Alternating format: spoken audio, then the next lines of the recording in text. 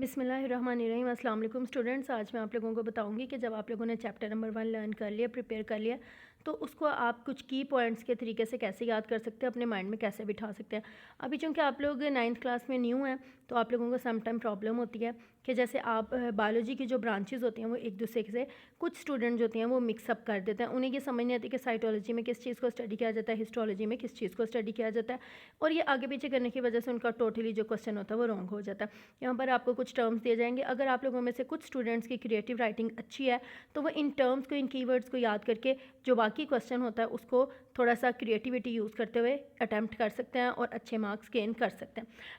So now let's start. Biology is the study of life. It deals with the structure of living things and the process occur in them. ठीक है, अब इसमें आपने biology की definition पढ़ लिया और थोड़ा सा आपको बता दिया उन्होंने कि लिविंग थिंग्स के अंदर जो होने वाले प्रोसेस होते हैं उनको स्टडी किया जाता है। आगे आप इसको मज़ीद अपने पास एक्सप्लेन कर सकते हैं कि इसमें सारे जो केमिकल रिएक्शंस होते हैं, लाइफ गोज़ होने के लिए जो भी प्रोसेस ज़रूरी होते हैं वो सारे स्टडी किए जाते हैं। मेजर फील्ड्स ऑफ बायोलॉजी की आपको बताई गई हैं। जोलॉजी है, स्टडी ऑफ एनिमल्स है। इसको आप एक्सप्लेन करें कि किस तरीके से एनिमल्स में क्या क्या स्टडी किया जाता है। बॉटनी, स्टडी ऑफ प्लांट्स है। माइक्रोबायोलॉजी, स्टडी ऑफ ऑर्गेनिजम्स है।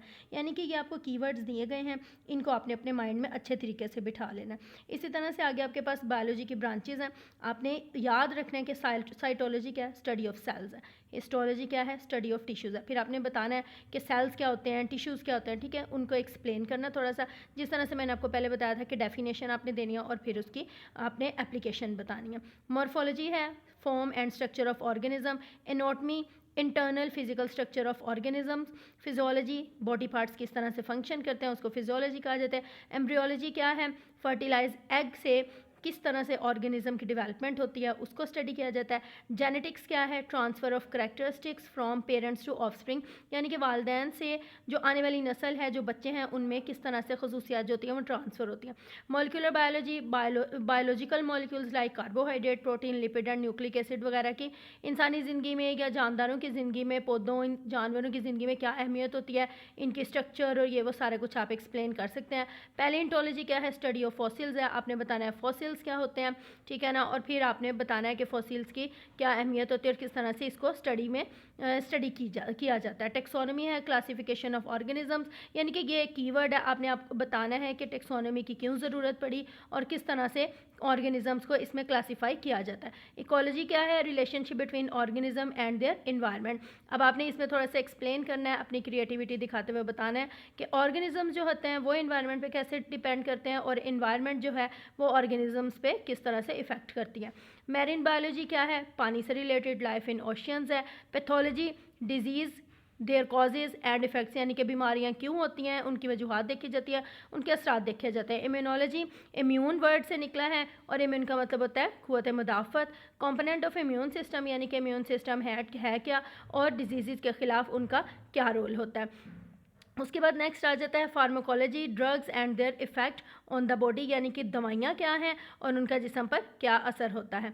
उसके बाद नेक्स्ट आ जाता है कि जो स्टूडेंट्स ऑफ बायोलॉजी होते हैं वो डिफरेंट बायोलॉजी को स्टडी करते हुए डिफरेंट कैरियर्स जो होते हैं वो अडॉप्ट कर सकते हैं। इनमें फिशरीज़ है, सर्जरीज़ है, एग्रीकल्चरल बायोलॉजी है, एनिमल हस्बेंड्री है, बायोटेक्नोलॉजी, हॉर्टिकल्चर, ये सारे आपने याद करने हैं। ठीक है, इसके बाद साइंटिफिक मेथड जो कि मैंने आपको बताया था उसमें आपने स्टडी किया था कि साइंटिफिक मेथड के कौन कौन से जो पार्ट्स होते हैं वो आप लोगों ने फॉलो करने होते हैं। इसमें आपके पास देखें सबसे पहले जो होता है रिकग्निशन ऑफ साइंटिफिक प्रॉब्लम होता है, फिर इसकी ऑब्जर्वेशन की जाती है, ऑब्जर्वेशन करते हुए फिर आगे हाइपोथेसिस बनाया जाता है, हाइपोथेसिस को देखते हुए फिर डिडक्शंस बनाई जाती हैं, उन डिडक्शन को टेस्टिफाई करने के लिए एक्सपेरिमेंट किए जाते हैं और फिर जो आपका रिजल्ट आता है उसको समराइज़ करना होता है और फिर जो आपका रिजल्ट होता है उसको रिपोर्ट कर दिया जाता है।